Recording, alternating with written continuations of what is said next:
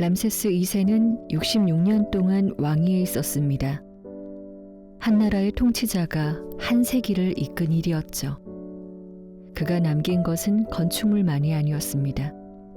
그는 이름을 새기고 전쟁을 기록하고 기억을 통치했습니다. 하지만 그 기억은 언제부터 무너졌을까요? 승리로 보이던 순간들 속에서 이집트는 이미 흔들리고 있었습니다. 안녕하세요. 잘 때 듣는 세계사 잘듣세의 성우 이지선입니다. 우리는 지금 신이 만들어지고 도시가 세워지고 질서와 권력이 모습을 찾아가는 그 흐름을 따라가고 있습니다. 이집트는 이 흐름의 중심에서 가장 오래, 가장 넓게 왕과 신의 이름으로 나라를 다스렸습니다. 일부에서는 세상의 질서를 설계한 나라, 신과 왕, 나일강의 리듬을 따라 이집트가 어떻게 자신만의 시간과 공간을 만들었는지를 보았습니다. 나일의 홍수는 달력을 만들었고 파라오는 그 질서를 신의 뜻으로 연결하며 사회를 구성해 나갔습니다. 2부에서는 거대한 돌을 쌓아 올리고 죽은 자의 이름을 지키기 위해 기술과 노동, 신앙이 어떻게 결합되었는지를 따라갔습니다. 피라미드와 미이라, 그리고 그 이면에서 살아가던 노동자들과 장인들의 이야기. 3부에서는 태양신만을 섬긴 이단의 왕 아크나톤과 그를 계승한 투탕카멘의 시대를 통해 신앙의 중심이 바뀌었을 때 어떤 충돌과 복원이 있었는지를 살펴보았습니다. 왕의 신념이 체제를 흔들었고 죽은 아이의 무덤에서 우리는 그 시대의 흔적을 되짚었습니다. 그리고 이제 우리는 그 질서가 가장 찬란하게 빛났던 순간 그 중심에 서 있던 한 사람을 만납니다. 람세스 2세. 이집트가 제국으로 불릴 수 있었던 마지막 시기. 그는 신과 같은 왕으로 기록되었습니다. 그러나 오늘 우리가 보려는 건 단순한 업적이나 승리가 아닙니다. 그가 만든 신전과 조약, 그가 선택한 표현과 기록 속에 무엇이 남고 무엇이 지워졌는지를 살펴보려 합니다. 그 기억은 이집트를 살렸을까요? 아니면 서서히 무너뜨렸을까요? 이제 그 이야기를 시작합니다. 신이 떠난 자리, 다시 신이 되어야 했던 왕. 투탕카멘이 세상을 떠난 뒤 섭정이었던 아이와 호렘헤브가 차례로 왕위를 이었습니다. 이들은 아크나톤이 남긴 빛의 흔적을 하나씩 지우고 돌로 쌓은 질서를 조용히 복원해 나갔죠. 하지만 그 정리는 어디까지나 과거를 정리하는 손길에 가까웠습니다. 신전은 다시 문을 열고 제사는 되살아났지만 이집트인들의 마음 한편에는 여전히 빛의 실험이 남긴 믿음의 균열이 자리하고 있었습니다. 왕은 더 이상 신의 대리인이 아닌가? 그렇다면 왕은 무엇으로 존재할 수 있을까? 누군가는 그렇게 물었습니다. 그리고 그 질문은 곧 다음 왕이 감당해야 할 과제가 되었죠. 이집트는 오랜 세월 피로 이어지는 왕권을 중시해왔지만 때로는 그보다 더 중요한 것을 선택해야 했습니다. 바로 마아트. 신이 부여한 질서와 정의를 끝까지 유지하고 지킬 수 있는 자격이었습니다. 호렘헤브는 후계자를 남기지 않았습니다. 대신 그는 한 사람을 지명하죠. 자신처럼 전장에서 검증받았고 행정과 전투 모두에 능했던 장군 세티 1세의 아들. 그가 바로 훗날 람세스 대왕이라 불리게 될 인물 람세스 2세였습니다. 그는 신의 피로 왕위에 오른 것이 아니라 무너진 질서를 다시 세울 수 있는 자로 선택된 왕이었습니다. 빛과 돌, 혼란과 재건이 교차하던 그 시기, 이집트는 다시 왕이 곧 신이던 시절로 돌아가려 하고 있었습니다. 신이 된 왕, 람세스 2세의 등장. 람세스 2세는 기원전 1279년 아버지 세티 1세의 뒤를 이어 파라오가 되었습니다. 그가 왕위에 올랐을 때는 20살 무렵으로 추정되며 놀라운 것은 그가 이후 무려 66년간 이집트를 통치했다는 점입니다. 이는 이집트 전체 파라오 역사에서도 손꼽히는 장기 집권이었고 후대 왕들에게도 기억되어야 할 통치의 기준이 되었죠. 그는 오랫동안만 나라를 다스린 왕이 아니었습니다. 그는 자신의 이름과 모습이 영원히 기억되도록 만든 왕이었습니다. 그는 재위 초반부터 철저히 준비된 방식으로 자신의 이름을 세상에 새기기 시작합니다. 이름을 바위에 새기고 얼굴을 신전 기둥마다 조각하며 자신의 형상을 복제해 도시 곳곳에 배치했죠. 그리고 이 복제의 전략은 단순한 과시가 아니라 왕은 어디에나 있다 라는 인식을 퍼뜨리는 장치였습니다. 이러한 전략은 조형물로 끝나지 않습니다. 그의 건축 활동은 이집트 전역에 걸쳐 진행되었고 그 규모와 속도는 전례가 없을 만큼 거대했습니다. 대표적인 예가 룩소르 신전과 카르나크 신전, 그리고 람세움이라 불리는 자신의 장례 신전입니다. 룩소르 신전에는 세티 1세가 시작한 벽화 작업을 람세스 2세가 자신의 이름으로 이어 그립니다. 심지어 세티의 이름을 일부 지우고 자신의 이름을 덧붙이기도 했죠. 이런 모습은 오늘날 기준으로 보면 기록을 조작하는 행위처럼 보일 수 있지만 당시 이집트에서 기록은 곧 존재였기 때문에 이건 일종의 현실 창조 행위이기도 했습니다.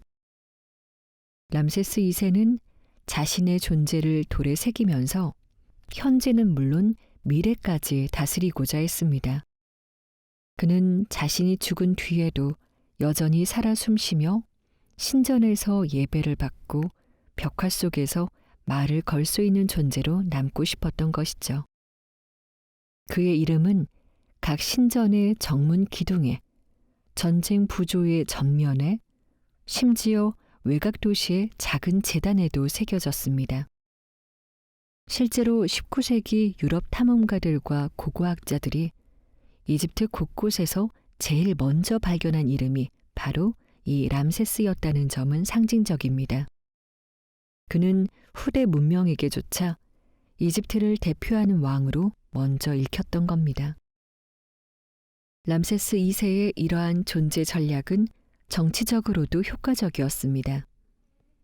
그는 왕위에 오르자마자 수도 북쪽에 페르 람세스라는 새로운 도시를 세웁니다. 이 도시는 정치적 수도이자 군사적 거점이었고 람세스의 도시라는 이름을 가졌죠. 여기엔 분명한 메시지가 있었습니다. 나는 새 시대를 여는 왕이다. 단순한 계승자가 아니라 새로운 질서를 창조하는 존재로 자리 잡고자 했던 것입니다. 이 도시는 하이테크 무기 창고와 병참 기지로 기능했으며 히타이트와의 전쟁을 준비하는 전초기지 역할을 하기도 했습니다. 다음 장에서 다루게 될 카데시 전투도 바로 이 도시를 중심으로 움직이는 대규모 작전이었죠. 람세스 2세는 건축, 도시, 기록, 조각, 그리고 명칭에 이르기까지 모든 것을 동원해 자신을 신의 위치로 끌어올리려 했습니다. 그가 세운 안부신벨 신전은 나일강 상류, 누비아 지역의 절벽을 깎아 만든 거대한 암석 신전인데 이곳에는 자신의 좌상 4개가 정면으로 배열되어 있고 그 가운데 태양이 비추는 날이 정해져 있습니다. 기원전 1274년과 1224년 사이에 지어진 이 신전은 단순한 신전이 아니라 자신의 신격화를 상징하는 건축물이었습니다. 그는 자신을 태양신 라와 동일시하며 스스로가 신의 대리자일 뿐 아니라 곧 신 그 자체라는 메시지를 남겼던 것이죠. 그가 신이 된 왕이라는 말은 과장이 아니라 그의 기억 전략 전체를 관통하는 표현이었습니다.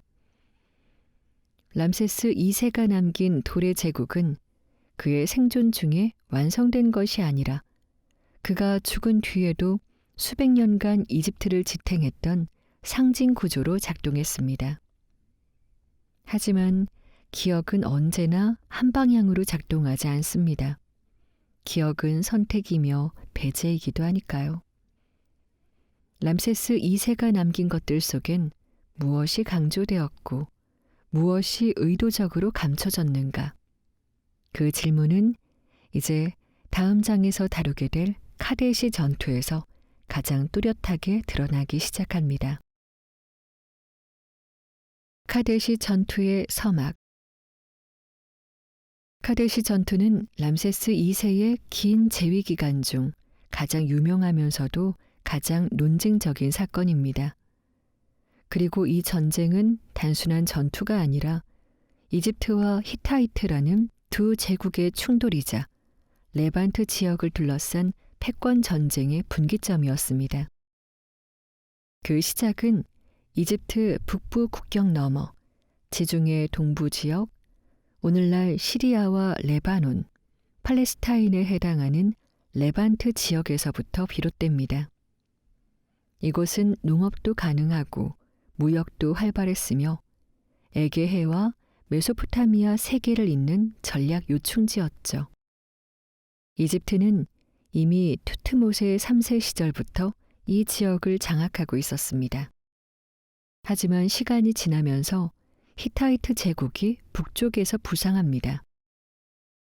히타이트는 오늘날 터키 중부의 히투샤를 중심으로 성장한 인도 유럽계 왕국으로 초기에는 상대적으로 조용한 고원지대 왕국이었지만 기원전 14세기 무렵부터 급격히 세력을 넓혀나갑니다. 그들은 철을 재련할 수 있는 기술을 보유하고 있었고 무장과 병거 전술면에서 상당히 발달한 군사력을 자랑했죠. 이집트와 히타이트의 세력권은 바로 이 레반트에서 겹쳤고 두 나라는 반복적인 소국들의 귀속 문제로 긴장 상태를 유지했습니다. 그중 대표적인 도시가 바로 카데시입니다. 카데시는 오늘날 시리아 중서부 오론테스강 인근에 위치한 도시로 전략적으로 매우 중요한 지점에 있었고 양 제국 모두 이 도시를 지배함으로써 레반트 전체를 장악할 수 있다고 판단했습니다. 세트 1세는 한때 카데시를 이집트령으로 회복했지만 그 뒤로 히타이트가 다시 점령하며 갈등은 계속됐습니다. 결국 람세스 2세는 즉위 후 약 5년 만에 이 카데시를 탈환하기 위한 대규모 원정을 단행합니다. 기원전 1274년의 일입니다. 람세스는 직접 원정군을 이끌고 북진했으며 그 규모는 문헌에 따르면 약 2만 명에서 2만 5천 명에 달했습니다. 이는 당시 기준으로 매우 큰 병력이었고 람세스는 이 병력을 4개 군단으로 편성했습니다. 군단의 이름은 신의 이름을 따랐습니다. 아문 군단, 라 군단, 푸타 군단, 세트 군단. 이들은 각각 이집트 주요 신들의 이름을 붙인 부대였으며 람세스 자신은 아몬 군단과 함께 선봉에 섰습니다. 그는 신의 이름을 전면에 내세운 채 신의 뜻을 받드는 왕으로 스스로 포지셔닝하며 정복이 아닌 질서 회복이라는 명분을 전면에 내세웁니다. 하지만 이 원정에는 큰 문제가 있었습니다. 정보였습니다. 이집트군은 히타이트 군의 정확한 위치를 알지 못한 채 북진했고 카데시에 도착한 후 2명의 히타이트 정찰병을 붙잡아 그들로부터 잘못된 정보를 듣게 됩니다. 그 병사들은 이집트 군을 속였습니다. 히타이트 군이 아직 멀리 떨어져 있다고 말했지만 실제로는 이미 카데시 인근에 진을 치고 있었죠. 람세스는 아몬 군단만 먼저 이동시키고 나머지 부대들과의 거리와 속도를 고려하지 않은 채 너무 깊이 전진해버립니다. 이건 전술적으로 큰 실수였습니다. 그 사이 히타이트 군은 강을 건너 람세스가 머물던 진영을 급습합니다. 전투는 대혼란 속에서 벌어졌고 일시적으로 람세스의 진영은 붕괴 직전까지 밀려납니다. 그러나 이 전투가 완전히 패배로 끝나지는 않았습니다. 히타이트 군은 초반 급습 후 전리품 약탈에 집중했고 그 틈을 타 람세스는 부대를 재정비해 반격을 시도합니다. 특히 후속으로 도착한 라 군단과 누비아 보조 병력의 지원으로 이집트 군은 전열을 정비할 수 있었고 결국 히타이트 군은 결정타를 날리지 못한 채 물러나게 됩니다. 양측 모두 큰 피해를 입었고 승부는 명확히 갈리지 않았습니다. 군사적으로는 사실상 무승부였습니다. 하지만 이 사건은 람세스 2세의 기억 전략과 연결되면서 완전히 다른 방향으로 전개됩니다. 이 부분은 다음 장에서 자세히 살펴볼 것입니다. 여기서 중요한 것은 이 전투가 단순히 병력 간의 충돌이 아니라 두 문명의 세계관이 부딪힌 사건이라는 점입니다. 이집트는 신의 질서를 유지하려는 중심적 제국이었고 히타이트는 실용적 외교와 군사력을 통해 주변 세계를 조정하려는 현실적 제국이었습니다. 그리고 이 충돌의 현장에서 람세스는 처음으로 기억이 진실을 덮을 수 있다는 가능성을 발견합니다. 그의 신하들은 물었습니다. 정말로 이긴 전쟁입니까? 람세스는 아무 말도 하지 않았습니다. 대신 그는 거대한 석벽에 자신이 승리했다고 믿는 이야기를 새기기 시작했습니다. 승리의 조작.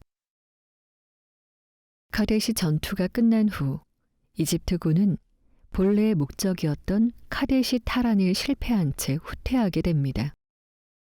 히타이트군 역시 큰 피해를 입었고 양측 모두 군사적으로 명확한 승리를 거두지는 못했죠. 그런데 이후 이 전투를 바라보는 이집트의 태도는 전혀 다른 방향으로 흘러갑니다. 람세스 2세는 카데시 전투 이후 자신이 거둔 결과를 전면적인 승리로 기록합니다. 이 승리는 선언에 그치지 않았습니다. 그는 이 전투를 무려 8개 이상의 신전 벽화에 반복적으로 새깁니다. 룩소르 신전, 아부신벨 신전, 카르나크 신전, 라세움 등 거의 모든 주요 신전에 카데시 전투 장면이 부조와 그림으로 남겨졌습니다. 그림은 대체로 이렇게 구성됩니다. 말 위에 서서 활을 쏘는 람세스 2세, 수많은 히타이트 병사들이 혼비백산하는 장면, 그리고 적장 무아탈리의 이름을 언급하며 그가 도망쳤다는 묘사까지 포함되어 있죠. 이 장면들은 신전의 외벽, 입구, 회랑, 기둥 곳곳에 반복되며 그의 승리를 선언합니다. 람세스 2세는 단지 한 번 이긴 것이 아니라 모든 공간에서 모든 순간에 이기고 싶었던 것입니다. 그는 이 기록을 단순히 회고가 아니라 현재의 반복으로 만들고자 했습니다. 그래서 신전 곳곳에서 람세스는 항상 활을 들고 있으며 항상 적을 무찌르고 항상 신의 보호를 받고 있습니다. 그러나 고고학과 비교 문헌 연구는 이 기록들이 진실과는 상당한 거리가 있음을 보여줍니다. 히타이트 측 문서, 특히 하투샤에서 발견된 점토판에 따르면 히타이트 왕 무아탈리는 이 전투에서 자국의 군사적 영향력을 그대로 유지했고 레반트의 대부분 지역도 히타이트 세력권에 남게 됩니다. 즉, 전술적으로도 정치적으로도 이집트가 이겼다고 보기 어려운 전투였던 것이죠. 그렇다면 람세스는 왜 이토록 집요하게 승리를 기록했을까요? 첫째, 정치적 위신 때문입니다. 젊은 나이에 왕위에 오른 람세스는 자신의 정당성과 지도력에 대해 분명한 증명을 남기고자 했습니다. 무아탈리와의 충돌에서 확실한 승리를 얻지 못한 상태에서 정치적으로 주도권을 쥐기 위해서는 기억 속 승리가 필요했던 겁니다. 둘째, 기억과 신앙의 관계 때문입니다. 이집트에서 파라오는 신의 대리인이자 신 자체로 여겨졌습니다. 그리고 신은 실패하지 않습니다. 따라서 패배는 곧 신의 질서가 흔들리는 일이며 그것은 곧 파라오의 통치 정당성에 금이 가는 일이었습니다. 그래서 이들은 패배를 기록하지 않는 문화를 선택했습니다.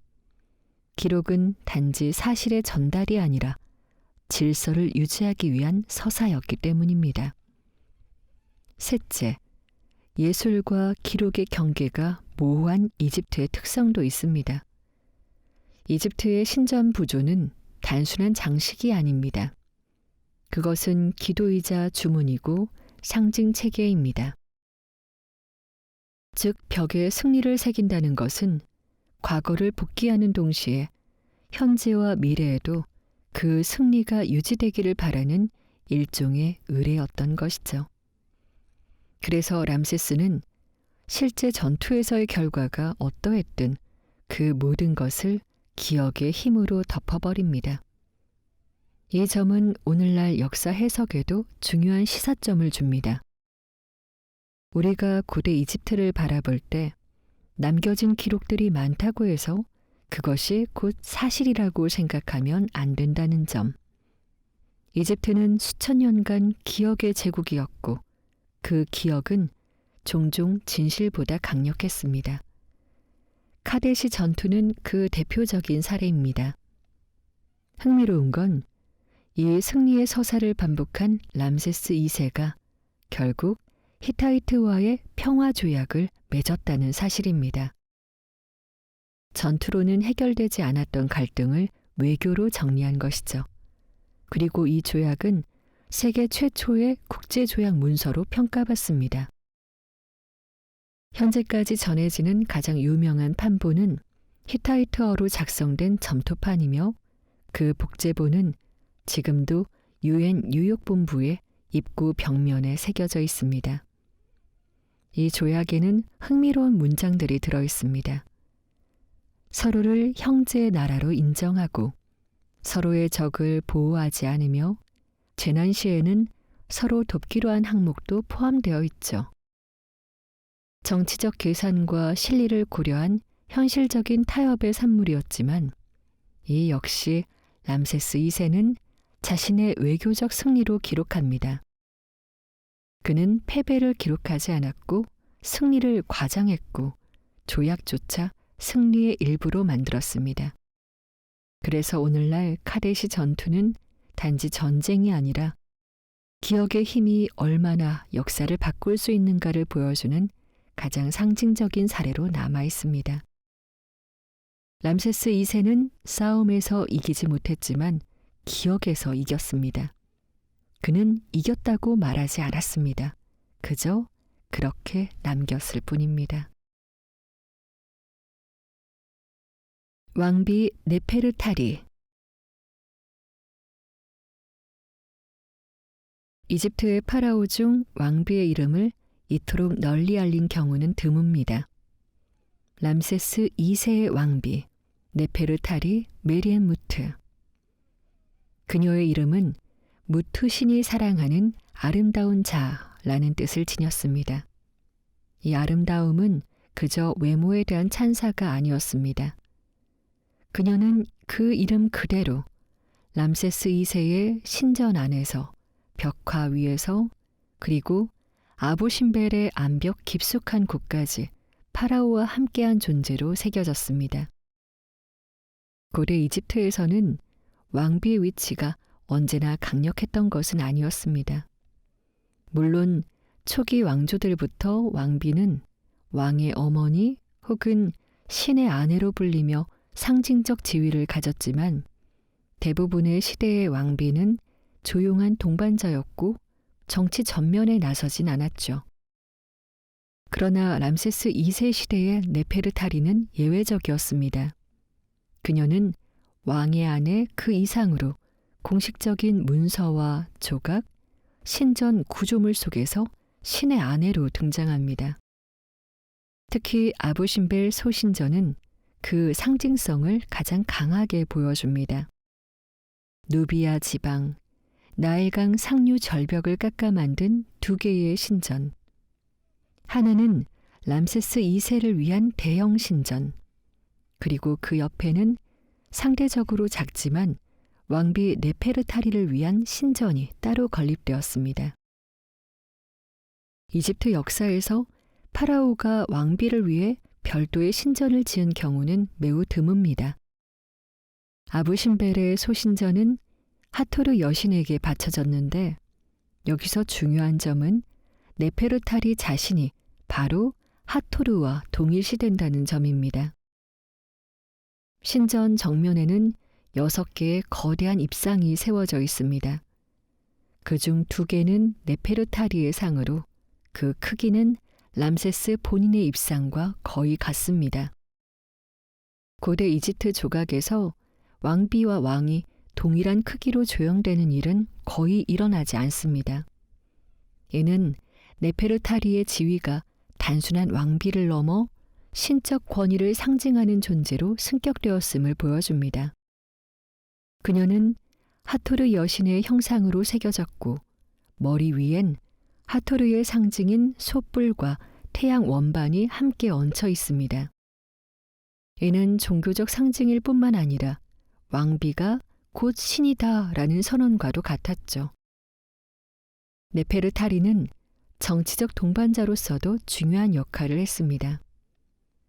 히타이트와의 조약 체결 이후 람세스 2세는 히타이트 왕의 딸을 부인으로 맞아들이지만 그 이전까지는 네페르타리가 왕비의 중심이었습니다.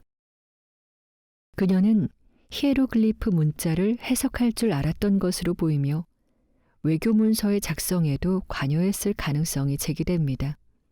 실제로 그녀의 무덤에는 서기관들의 수호자라는 표현이 등장하죠. 이는 단순한 미화가 아니라 네페르타리가 지식과 상징, 문자의 세계에서 주도적인 역할을 했다는 것을 암시합니다. 무엇보다도 그녀의 무덤인 QV66은 왕비 무덤 중 가장 화려하고 예술적으로도 최고 수준으로 평가됩니다. 이 무덤은 왕비들의 계곡, 즉 테베 서쪽 산악지대에 위치한 왕비묘역에 속해 있으며 벽화의 색상은 지금까지도 놀라운 생생함을 유지하고 있습니다. 천장의 별무늬, 벽면을 가득 채운 오시리스 신과 이시스, 그리고 네페르타리 자신이 신들과 함께 걷는 장면. 그녀는 단지 죽은 자가 아니라 신들과 동등한 존재로 다시 태어난 자로 그려졌습니다.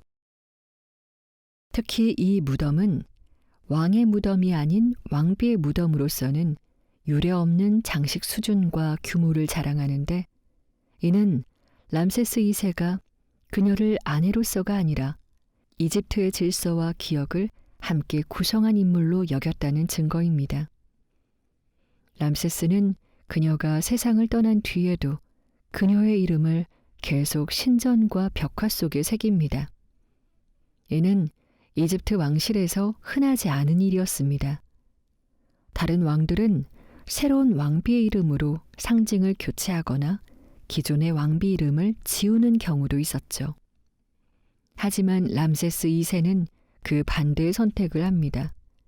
그는 네페르타리의 이름을 지우는 대신 그녀를 기억의 축 안에 머물게 했습니다.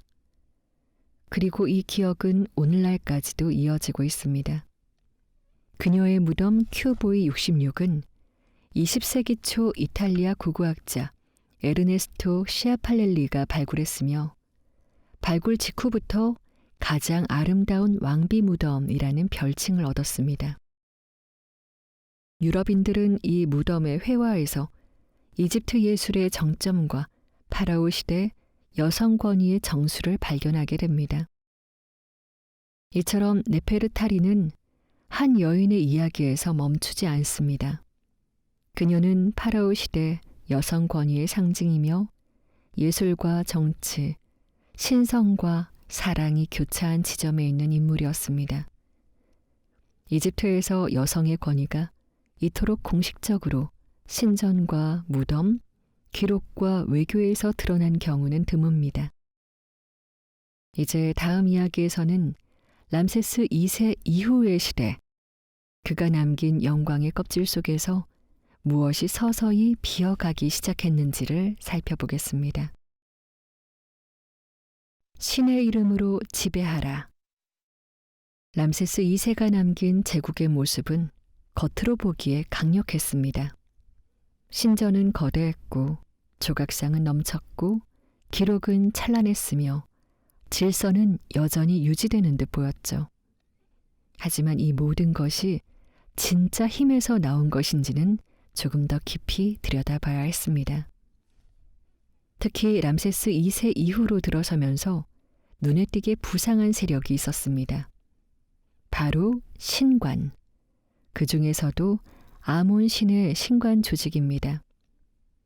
아몬은 원래 테베 지역의 지역신에 불과했습니다.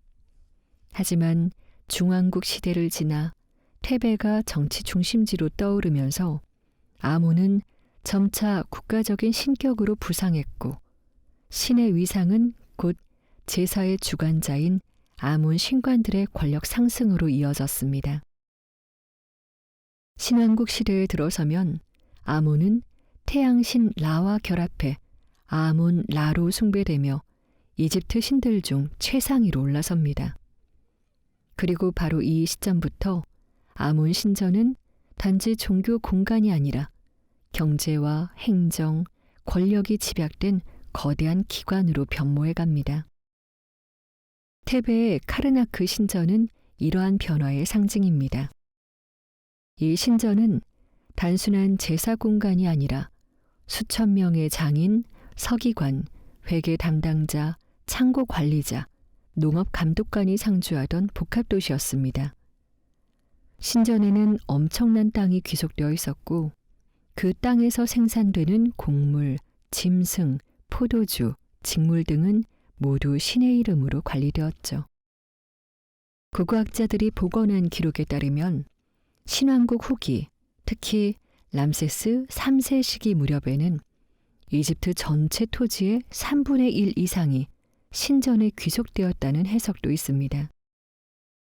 그중 가장 많은 비율을 차지한 것이 바로 아몬 신전이었습니다.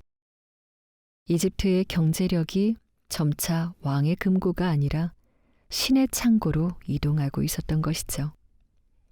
이 상황은 정치적 균형에 중요한 변화를 가져옵니다. 왕은 여전히 상징적으로는 최고 존재였지만 실질적으로 경제를 움직이는 자, 행정과 사람을 조직하는 자는 신관 조직이었습니다. 그리고 그 중심엔 대아몬 신관이라 불리는 고위 성직자 계층이 있었습니다. 이들은 제사만 집행하는 자들이 아니라 수입과 세금, 물자 유통을 통제하고 지방도시와 연결된 조직망을 운영하며 사병을 보유한 준군사 세력까지 갖춘 존재들이었습니다. 람세스 2세 사후로 갈수록 왕의 힘은 점점 약해지고 신관의 힘은 더욱 강해졌습니다. 특히 제20왕조 말기 람세스 11세 시기에는 대아몬 신관이 사실상 테베를 독립적으로 지배하게 됩니다. 그들은 파라오의 명령을 신의 뜻이라는 이유로 무시했고 심지어 군사력을 동원해 남부 지역의 실권을 장악했습니다. 이때부터 이집트는 하나의 통일 왕국이 아니라 북부와 남부가 따로 움직이는 이중 구조로 들어서기 시작합니다. 한편으론 왕이 존재하고 다른 한편으론 신이 다스리는 구조. 이 현상은 후에 제3중간기로 불리는 혼란기의 시작으로 이어지며 이집트 전체가 하나의 목소리로 말할 수 없는 상태에 들어서게 됩니다. 흥미로운 점은 이러한 변화가 권력 투쟁의 결과만은 아니라는 것입니다. 이집트 사람들에게 왕은 곧 신이라는 생각은 당연한 것이었고 신과 연결되지 않은 권력은 오히려 부자연스럽게 여겨졌기 때문입니다. 그래서 신관의 권력이 강해지는 것을 부조리로 보지 않았고 때로는 오히려 당연한 귀결로 여겼던 거죠.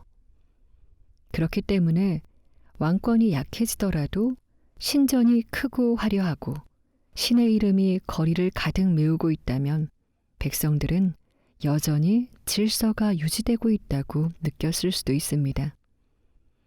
하지만 그 이면에선 모든 것이 조금씩 기울고 있었습니다. 왕은 더 이상 나라를 통치하지 않았고 세금은 신전으로 흘러 들어갔으며 지방 도시들은 점점 자율적으로 움직이기 시작했습니다. 왕의 이름이 새겨진 석상 뒤편에서 신의 이름으로 명령을 내리는 자들이 생겨났고 기억을 통제하던 왕의 전략은 이제 신전의 아카이브에 묻히고 있었죠. 람세스 2세가 남긴 거대한 신전과 제국의 기억은 시간이 지날수록 그 중심을 잃어갔습니다. 기억은 남았지만 그 기억을 쥔 손은 왕이 아니었던 것이죠. 바다 민족의 정체. 기원전 12세기 이집트의 연대기 안에서 그 시기는 외형상 큰 변화 없이 이어지는 것처럼 보였습니다. 그러나 주변 세계는 조용히 그리고 거세게 무너지고 있었습니다. 히타이트 제국은 붕괴했고 미테네 문명은 사라졌으며 우가리트 같은 항구 도시는 흔적도 없이 불타 사라졌습니다. 그리고 이 모든 몰락의 흐름 한가운데 정체를 알 수 없는 무리들이 있었습니다. 그들은 이집트 기록에서 바다에서 온 자들, 즉 바다민족이라 불립니다. 그 이름은 현대학자들이 붙인 명칭이고 이집트 기록에는 개별 부족 이름으로 등장합니다. 시르덴, 세켈레시, 데네옌, 르카, 그리고 가장 유명한 필리셋. 이들 중 몇몇은 훗날 팔레스타인이라는 지명과 연결되며 성서 속 블레셋과 동일시된다고 고고학자들은 주장하기도 합니다. 하지만 이들의 정확한 기원은 지금까지도 완전히 밝혀지지 않았습니다. 가장 유력한 가설은 이들이 에게해와 소아시아 혹은 지중해 서부 일부 지역에서 이동해온 무리들이라는 겁니다. 미케네 문명의 붕괴, 트로이 전쟁, 자연재해와 기후변화, 내부 반란 등 복합적인 요인으로 그 지역들에서 사람들이 대규모로 이동하게 되었고 이들이 해안선을 따라 동쪽으로 이동하며 레반트와 이집트를 향해 밀려왔다는 것이죠. 그들은 단순한 해적이나 약탈자가 아니었습니다. 가족 단위로 움직였고 수레와 가축, 심지어 여성과 아이들도 함께 이동했으며 이는 2주에 가까운 양상이었습니다. 그리고 그 규모와 조직력은 기존 도시 문명들이 감당할 수 없을 정도였습니다. 우가리트에서는 한 도시 외곽에 수십 척의 배가 정박하며 도시 전체를 포위한 후 약탈한 기록이 남아있고 히타이트 제국의 수도 하투샤 역시 이들의 움직임 이후 돌연 사라지게 됩니다. 이처럼 바다 민족은 한낱 하나의 부족이 아니라 거대한 문화적 충돌의 결과물로 봐야 한다는 주장이 많습니다. 그들은 철기 무기를 들고 있었고 당시 동지중해 문명들이 사용하던 전통적인 전투 방식, 즉 병거 중심의 전투를 압도하는 보병 전술과 집단 전투를 구사했습니다. 이집트인들은 이들을 두려워하면서도 경계심을 늦추지 않았습니다. 람세스 2세 말기에도 이들 중 일부 부족이 이집트 연안에 출몰했다는 기록이 남아있지만 진짜 위기는 람세스 3세 시기에 본격적으로 도래합니다. 하지만 그 전조는 이미 람세스 2세 말기부터 시작되고 있었던 겁니다. 정확한 지도와 통신 체계가 없었던 고대 세계에서 이 같은 대규모 이주는 단순한 충돌이 아니라 문명의 판 자체가 흔들리는 사건이었습니다. 무역이 중단되었고 기존의 왕국들이 서로를 지원할 수 없게 되었으며 도시들은 각자의 생존을 위해 무장해야 했습니다. 바다 민족의 등장은 그 자체로 이집트의 문제만이 아니라 지중해 문명 전체가 균형을 잃기 시작했다는 신호였습니다. 오늘날의 시각으로 보자면 그 시기는 일종의 고대판 난민 대이동이며 그에 대응하지 못한 기존 제국들이 차례차례 무너진 것입니다. 이집트는 이 대이동의 종착지 중 하나였습니다. 나일강 삼각주와 지중해 연안은 비옥하고 풍요로웠으며 수천 년 동안 안정된 문명 구조를 유지하고 있었기 때문에 이주자들에게는 매력적인 땅이었죠. 하지만 이집트는 외부의 충격만으로 흔들린 것이 아니었습니다. 이미 내부적으로 신관의 권력 강화, 왕권의 약화, 경제의 불균형, 사회 피로도 등 복합적인 문제가 누적되고 있었기 때문에 바다 민족의 등장은 외부 충격과 내부 균열이 겹친 결정적 계기가 되었습니다. 그들은 대양을 건너온 적이 아니라 이미 부서지고 있던 세상 속으로 도착한 새로운 사람들일지도 모릅니다. 그리고 이 충돌은 곧 람세스 3세 시기에 최후의 방어전으로 이어지게 됩니다. 람세스 3세, 그는 이집트 신왕국 시대의 마지막 위대한 파라오로 불립니다. 하지만 그 수식어 안에는 묘한 안타까움이 숨어 있죠. 마지막이라는 단어는 찬란함이 아니라 그 뒤에 이어질 무너짐을 이미 암시하고 있으니까요. 그가 즉위한 시기는 기원전 1186년. 이미 레반트 지역은 불안정했고 히타이트는 무너졌으며 미케네 문명은 흔적 없이 사라진 상태였습니다. 그런 격변 속에서 람세스 3세는 이집트를 지켜야 했습니다. 그의 가장 큰 위협은 히타이트도 누비아도 아니었습니다. 그것은 정체를 알 수 없는 바다 민족의 총공세였습니다. 이 침공은 단발적인 공격이 아니라 이주민 무리가 집단적으로 밀려드는 파도처럼 반복되는 위협이었습니다. 그들은 약탈을 위해 온 것이 아니었습니다. 여성과 아이들을 동반한 채 자신들의 전 재산을 수레에 싣고 새로운 땅에 정착할 준비를 마친 사람들이었습니다. 람세스 3세는 이를 명백한 국가적 위기로 인식했고 이집트 전역에 군사와 자원을 동원해 대규모 방어 체계를 준비합니다. 이 전쟁의 기록은 메디네트 하보 신전에 자세히 남아 있습니다. 메디네트 하부는 테베 지역에 위치한 람세스 3세의 장례 신전으로 그 외벽에는 바다 민족과의 전쟁 장면이 부조와 문자로 생생하게 새겨져 있습니다. 그 묘사 속에서 바다 민족은 투구를 쓰고 원형 방패를 들며 당시 이집트 병사들과는 전혀 다른 무장을 한 모습으로 등장합니다.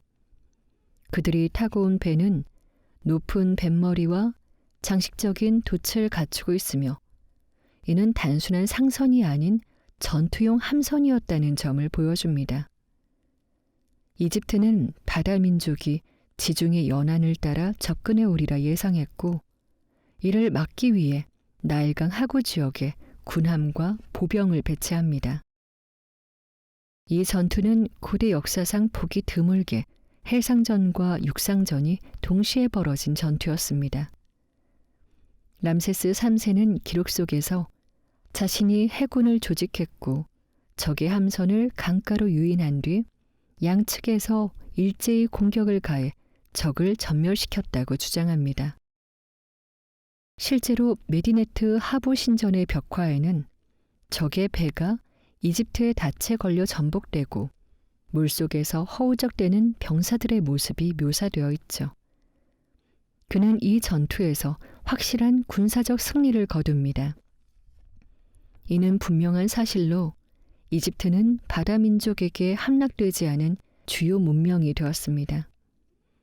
우가리트, 히타이트, 니케네가 차례로 무너진 상황에서 이집트는 살아남았고 그 중심에는 람세스 3세가 있었습니다. 하지만 이 승리는 겉으로 보이는 것보다 훨씬 더 복잡한 함의를 갖고 있었습니다. 우선 이집트는 이 전쟁에서 막대한 자원을 소모합니다. 군사력뿐 아니라 식량, 물자, 운송 체계까지 국가 전반이 전쟁 대응 체계로 과도하게 전환되면서 경제 구조가 불안정해지기 시작합니다. 또한 전후 복구 과정에서 신전과 귀족 계층을 위한 자원 분배는 계속되었지만 일반 백성들은 점차 배급의 불균형과 물가 상승을 겪게 됩니다. 기록에 따르면 람세스 3세 사후 이집트에서는 노동자 파업이 최초로 발생합니다. 테베 지역의 왕릉 건설 노동자들이 제때 식량을 받지 못하자 일을 중단하고 도로 위에 앉아 농성을 벌인 것이죠. 이 사건은 단순한 사회 불안이 아니라 이집트가 더 이상 평화와 풍요의 땅이 아님을 드러낸 결정적 징후였습니다. 더구나 내부 권력도 흔들리기 시작합니다. 람세스 3세는 재위 말년, 자신의 후계 문제를 두고 궁정 내부에서 암투를 겪게 됩니다. 이집트의 기록에는 그의 부인 중 한 명이 쿠데타를 시도한 사건, 즉 하렘 음모 사건이 등장합니다. 이 음모에서 왕을 제거하고 자신의 아들을 왕위에 앉히려 했던 파벌이 조직되었고 결국 람세스 3세는 이 음모로 인해 심각한 상해를 입고 사망했을 가능성이 높습니다. 이것은 이집트 왕실 역사상 극히 이례적인 사건이었습니다. 파라오가 전쟁에서 승리한 후 정작 내부의 배신으로 생을 마감한 사건은 그 자체로 상징적 균열이었고 그의 죽음은 단지 한 왕의 종말이 아니라 신왕국 체제의 마지막 봉합선이 터지는 순간이기도 했습니다. 바다 민족을 막아냈지만 그 대가는 너무 컸습니다. 그 후 이집트는 더 이상 바깥을 정복할 힘도 안쪽을 통합할 중심도 갖지 못하게 됩니다. 람세스 3세 이후 등장하는 파라오들은 람세스라는 이름을 반복하지만 그 실질적 권력은 점차 테베의 신관들에게 넘어가고 이집트는 제3중간기, 즉 왕조 분열과 지방 세력의 각축 시대로 접어들게 됩니다. 신전은 여전히 화려했고 기록은 여전히 질서를 말했지만 왕의 무게는 예전 같지 않았습니다. 람세스 3세는 마지막으로 그 무게를 짊어진 왕이었습니다. 그는 전쟁에서 이겼지만 그 후에 남은 것은 균열뿐이었습니다. 제국의 종말, 제3중간기의 시작과 기억의 단절. 람세스 3세의 죽음 이후 이집트는 더 이상 하나의 중심을 갖지 못했습니다. 그의 뒤를 이은 파라오들은 이름만 람세스를 이어받았지만 그 이름에 걸맞은 위세나 체계는 점차 사라져갔습니다. 기원전 1070년경 람세스 11세가 사망하면서 이집트는 하나의 왕국이 아닌 여러 개의 권력 중심이 병존하는 상태로 들어갑니다. 역사학자들은 이 시기를 제3중간기라고 부릅니다. 하지만 이 이름이 말해주지 못하는 것이 있습니다. 그건 이집트 사람들의 감정입니다. 그들이 이 변화를 어떻게 느꼈는지에 대한 이야기죠. 왕이 하나가 아니었고 신은 더 이상 대답하지 않았다. 제3중간기 이집트는 명백히 분열된 나라였습니다. 북쪽에서는 스멘데스라는 인물이 타니스 지역에서 독자적인 왕국을 세우고 남쪽 테베에서는 대아문 신관 헤리호르가 신의 대리자로 스스로를 왕과 같이 칭합니다. 이 두 권력은 서로를 부정하지 않지만 하나의 왕이 지배하던 시대는 사실상 끝난 셈이었습니다. 즉, 왕은 2명이 되었고 나라의 절반은 신관이 다스리는 신정국가가 된 것입니다. 이집트인들은 수천 년 동안 질서를 마하트라 불렀습니다. 그것은 단지 법이 아닌 우주 전체가 균형과 조화를 이루는 상태를 뜻했죠. 하지만 지금 그 마하트는 무너지고 있었습니다. 정치적 권위가 불안정해지고 세금은 끊기고 무역은 줄어들고 왕릉은 약탈당하며 무덤치기는 더 이상 조심스럽지 않았습니다. 테베 지역에서 발견된 왕릉 제2용 기록은 무엇이 무너졌는지를 선명하게 보여줍니다. 파라오의 관은 금으로 덮여 있었습니다. 우리는 조심히 열었고 그 안에 장신구를 꺼냈습니다. 이 기록은 단순한 절도 문서가 아닙니다. 국가가 왕을 더 이상 지킬 수 없게 되었다는 증거이며 기억조차 유통되는 물건으로 바뀐 순간이었습니다. 이집트에서 가장 두려운 죽음은 육체가 썩는 것이 아니었습니다. 이름이 잊히는 것이었습니다. 하지만 이제 기억은 제대로 이어지지 않았습니다.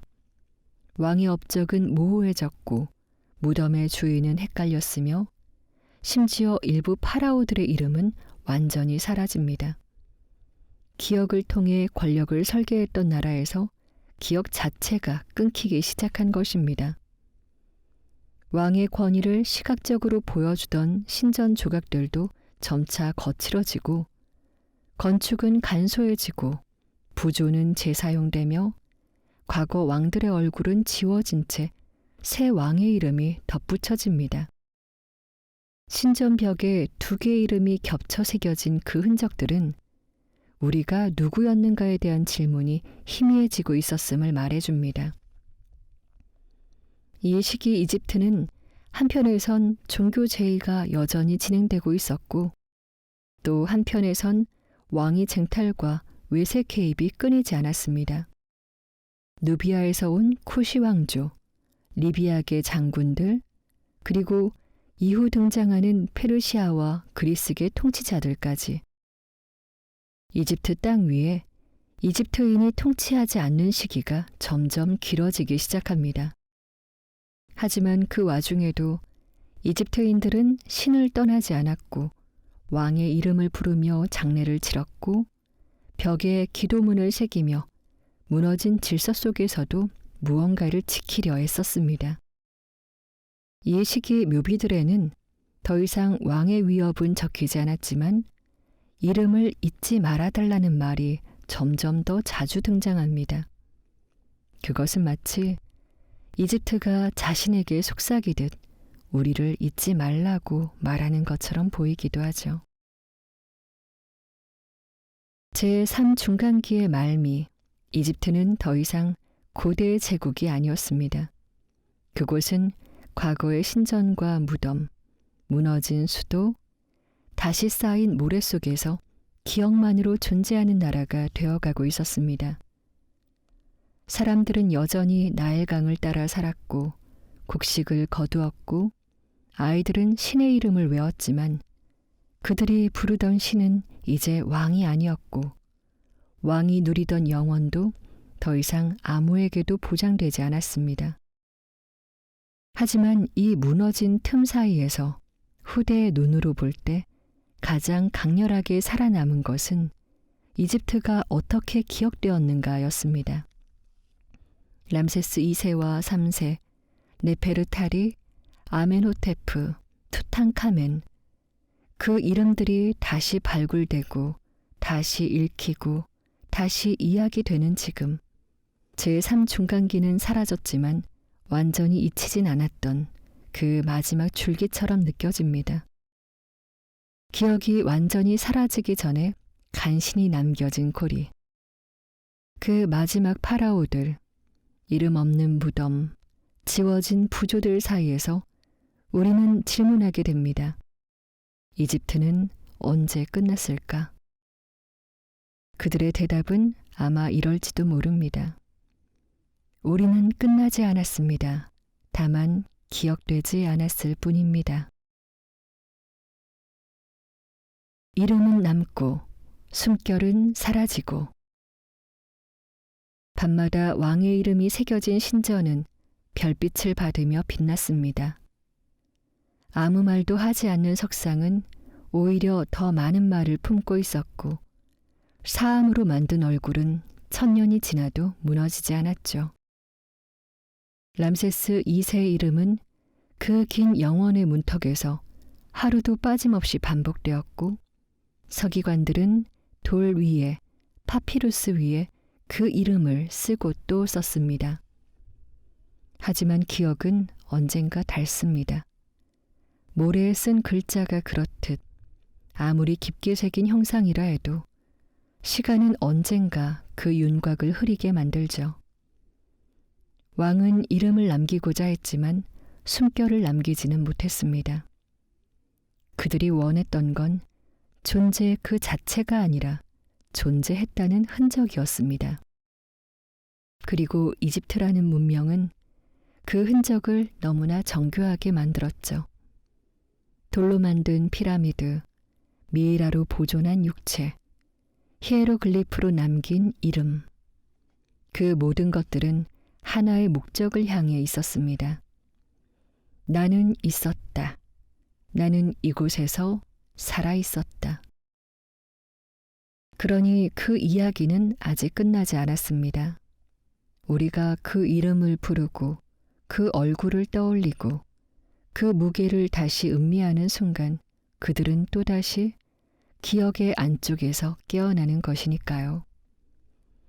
우리는 이집트라는 문명을 통해 한 왕국이 어떻게 질서를 만들고 시간을 다루며 신과 인간 사이에서 자신만의 언어를 완성해 갔는지를 보았습니다. 그리고 지금 우리는 마지막 질문을 던지게 됩니다. 이집트는 정말 끝났을까? 언어는 사라졌고 왕은 더 이상 즉위하지 않으며 신전은 모래에 파묻혀 있지만 밤이 되면 여전히 별빛은 피라미드를 비춥니다.